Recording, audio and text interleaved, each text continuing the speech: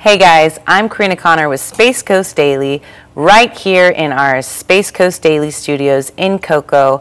And today we get to welcome back some of our great friends at Launch Credit Union. We've got Kyle Sanders, and you are the VP of the Branch Experience, right? That is correct, yes, thank you. Yes, welcome back. And then of course we have Jennifer Weis, and you are the VP of Real Estate and Community Development. Yes.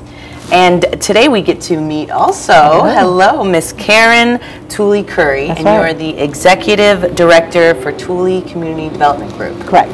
Wonderful. And so folks, if you're just tuning in with us today, welcome back. And today we are going to talk about affordable housing in the community and how Launch Credit Union is teaming up with Tooley Community Development Group and just what resources there are here in the community. So stay tuned, guys, and we're going to kick it off today with Jennifer. Jennifer, why don't you tell us, I heard that Launch Credit Union is now offering CDFI. So first of all, what is CDFI? And then how is it helping the community, and how does that connect? So CDFI means we're a community development financial institution. Okay. So what that means is we are able to try to get some grants to help our community here in Brevard and Volusia County. Okay. So one of the main topics that we're working on is affordable housing. Mm-hmm. So we'd like to try to get some grants so that we can open up and do more affordable housing, helping with down payment assistance and everything like that. Right now what we're doing with our CDFI is we actually have 2 full-time financial education coordinators. We have one in Volusia and one here in Brevard. And what they do is they go out in the community. It can be helping people in high schools, elementary, homeless shelters, anything that we can just get out and do some financial education for our community. So that's what we're out doing right now. So more to come with the CDFI. Which is beautiful. I mean, it's such a necessary. I mean, we hear it all the time. Why aren't they teaching financial literacy in school? And how different communities sometimes are held back because they're not getting the right education in the foundation of it. You know, some people get a leg up there depending on where you could be from, right? Just because you don't know what you don't know. Cool. So I love that you guys are doing that. And what are some of the obstacles, Kyle, that you're facing with those looking to get into affordable housing?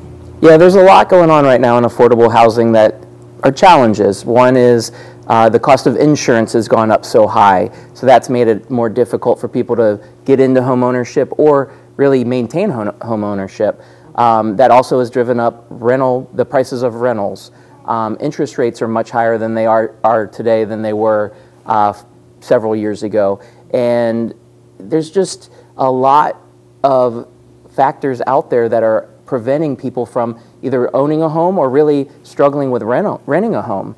And Launch does a lot to help members pay down debt and prepare a plan for home ownership, but there needs to be more than that. And so we felt that connecting with the community and seeing where we can help more is what led us to connect with Karen, and she's got a phenomenal project that we think is going to support overcoming some of those obstacles that we're talking about. Yes, and again, I think anyone that's tuning in right now can solely just agree that we're all feeling different, the economics of what's going on in all different capacities. But Karen, I'm excited to get to know you here today. So again, welcome. Now, you know, so East Mims has a lot of history. It does, right? It does. Can you tell me a little bit about that and how Tooley came to life? Sure. So being born and raised in East Mims in North Brevard County, one of the sort of claims to fame of East Mims is the Harry T. Moore story. Yeah. So sometimes people, it's not very widely known. It's not as widely known as it should be, because really it's sort of the predecessor of the civil rights movement. He was a pioneer. So when we think of the civil rights movement, usually we think of Rosa Parks, we think of the Montgomery bus boycott, we think of course, Dr. King. Well, all of that kicked off in 1955. Okay. Harry T. Moore was assassinated in 1951. So all his work was before 51, right? So, so he was one of the forerunners of the civil rights movement, and not too many people know that. Right. So I think that is the huge claim to fame in Mims. And I like to say that Mr. Moore was a shining star in Mims, but there was a constellation around him, right, of Yes. other families that also supported his work. So a lot of that rich history is still right there in our community. That's beautiful. And, you know, again, I'm up there a lot, and I remember I passed. There's a little museum there with There the park. there and is. I had passed it and did a little research because I thought it'd be a good place for me and my family to go visit. So that's there for the community, which Absolutely. is nice. Now, what's inspired Tooley Community Development to start undergoing this project? Tell me a little bit more about what this project is. Awesome, Actually, I let's sure start will. there. I sure will. What is this project that we're doing? So my mother, Pastor Earlene Tooley, was a pastor in East Mims. So she pastored there for about 20 years. And during the time that she was pastoring there, I guess she was a little ahead of her time because she was thinking affordable housing, and she started buying land. So her goal was to build affordable housing in the community. She passed away in 2020 without realizing that goal. She left me responsible for her church. So what I wanted to do was to sort of carry that stuff across the finish line, right? Yeah. So when I became the leader of the church, one thing I wanted to do was make sure that we were impacting the community. Yeah. So instead of doing just like the every Sunday church, we started this outreach ministry called Tooley Community Development Group. Okay. Tooley based, my mom was Earlene Tooley, so Tooley Community Development Group. And the first thing we started doing was just walking through the community, knocking on doors, asking what people, it was right during COVID, what do you need, what's going on, how can we help? And one of the things that we did come across a lot was the need for housing. Yeah. So the land that my mom had built, we decided we need to transform this into affordable housing. So as we were going through putting the funding and the financing together, I got a call from Kyle. Look at that. Because at the same time they were becoming a CDFI, and so it was just like this perfect marriage of how do we get this done in the community. And what we've landed on, the project that we've landed on, I'm so excited about. It's pretty unique in our area. It's called a pocket neighborhood. Okay. And so I don't want to say tiny homes because the idea of tiny homes, they're about 500 square feet. We're looking to do about 750 to 800 square feet. Yeah. Sort of efficiencies, maybe with a loft with the bedroom at the top. But they are not apartments. They're apartment sized, but they're single family homes. Yes. Because of how the zoning works in East Mims, we needed to do single family homes. So we're looking to do 10 of them on our parcel. They're built like little cottages. They're like little gingerbread houses, really cute. Yeah. And they have front porches on the front of all of them. They all face inward to a central courtyard. So you kind of make this compact little community that's kind of self-contained. Yeah. We'll offer, of course, services with them. Our organization is part of the Brevard Homeless Coalition. And so we understand the need. We have a waiting list of people that are ready to be in housing at any moment. So so that's the project. That's the project. Beautiful. Yeah. I'm so happy to hear that that's unfolding right here in Mims. Yes. And so you told me a little bit about what kind of housing it's going to be. And then what about, can you elaborate a little bit more on the sustainability initiative that's incorporated here? Absolutely. So sustainability as far as the environmental impact. Basically, they're small footprint homes. So they don't add to the problems that we're having with clean cutting land and how the water flows to the river or how we impede water flowing to the river. So small footprint helps with that. The other parts of sustainability, I think, is just basically how much we add to the septic system in the area. We know we hear a lot about the lagoon and the pollution going into the lagoon and the old septic tanks that are out there. So what we're incorporating into this project is nitrogen reducing septic systems, which are the higher end septic systems because we're so close to the river. So we're doing that as well. And then on top of that, there's just lots of green space. Lots of green space. We're going to keep the beautiful trees that are, I think you guys saw yesterday, the beautiful trees that are on that parcel. We have some huge magnolias and oak trees. So we're going to make sure we try to keep as many of those as we can. So now that's the sustainability as far as the environment. We're also working on making sure that we sustain the affordability of the project. So we're working with the Housing Authority of Brevard County to incorporate site-based HUD vouchers, Section 8 vouchers into the project so that they remain affordable. It's not like in 5 years we're going to say, okay, now it's market rate, you know. So they will have to remain affordable, and also based on our funding sources. They'll have to remain affordable pretty much perpetually.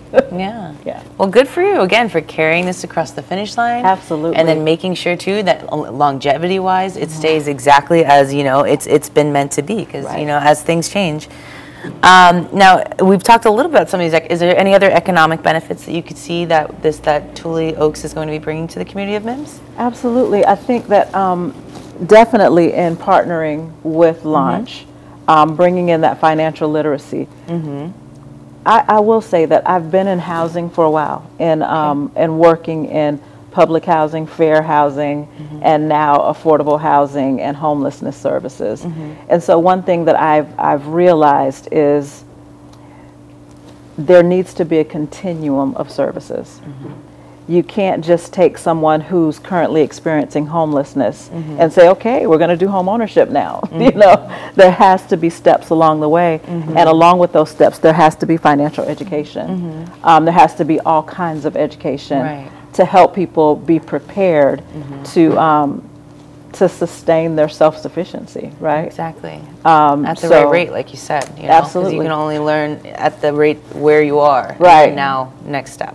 And I can't talk to someone who's currently experiencing homelessness about, well, let's get you into a GED class so you can get a better job. You know, I can't talk. Right now, we've got to get a roof over your head. Get out of survival mode a little bit. So there's the economic benefits, how it impacts the community is by giving those steps. There's like just little steps that need to be taken.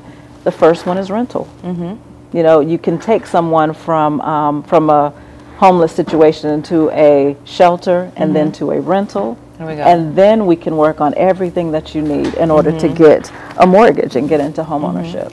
And that was sort of one of the questions I had when we were, if this was a long-term, or if this was sort of a stepping stone for people, you know, because there are 10 properties, right? So ideally, these people are coming in and they're living here, and then they're probably moving on, right, to home ownership. Is that kind of? Is it would be ideal. That would be ideal. However, we know that there's some families that are going to want to rent. Yeah. That's just what they're going to want to do, and that's fine. Okay. As long as they're in a position of self-sufficiency. Yeah. Right.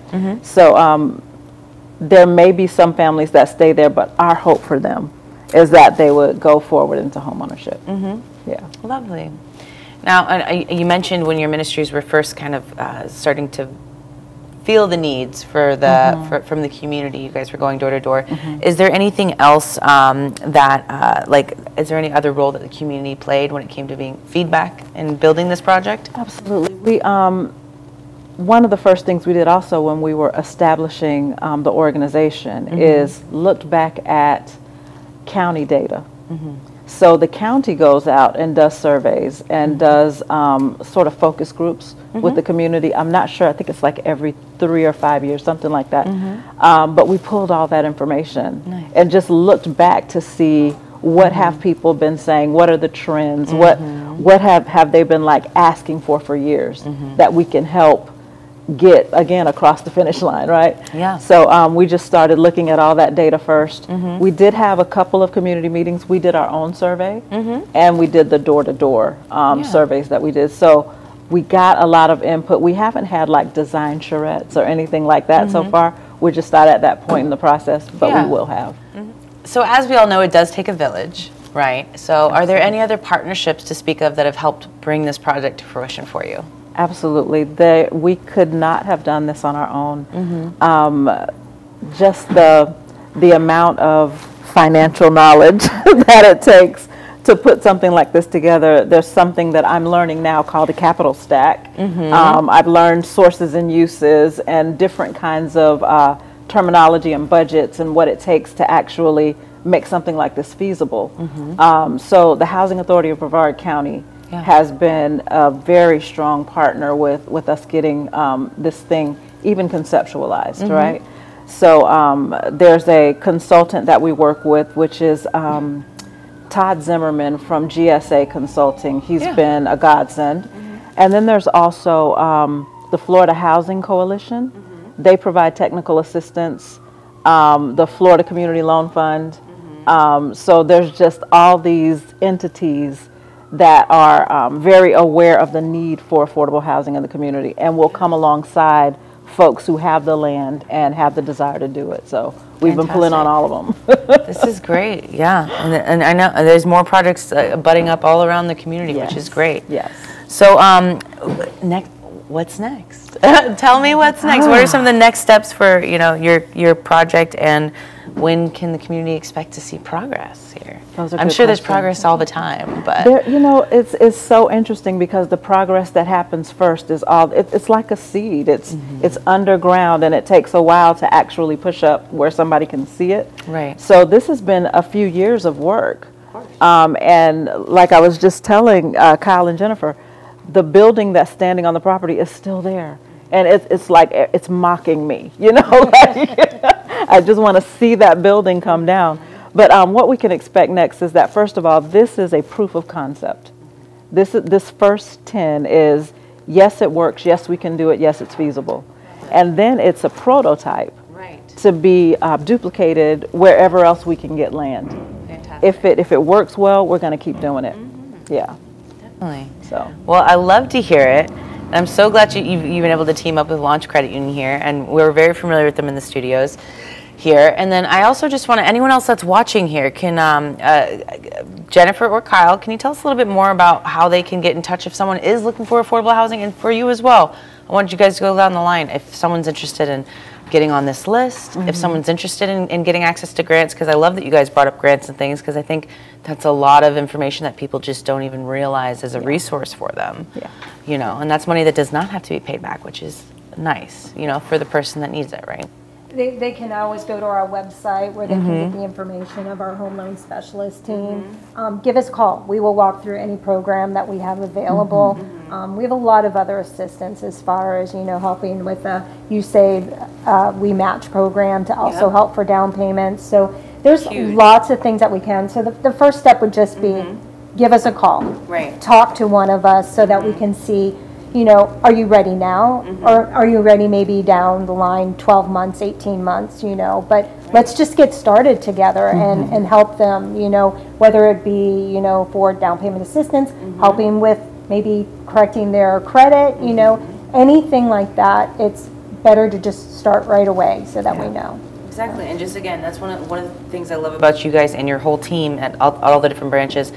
You do your members can come in and they can learn something. They can and they can actually just kind of use you as a resource, which is great. And then I also wanted to bring up that reminds me, we've talked about some of these resources, Jennifer, in the past. Yeah. So guys, if you're watching, we'll go ahead and link that on some previous videos and some previous articles that we've done that talk about that We Match program, that talk about some of the debt savers. So, but with that, I wanted to give you two. Is there anything that that you'd like to say to the community as far as how they can?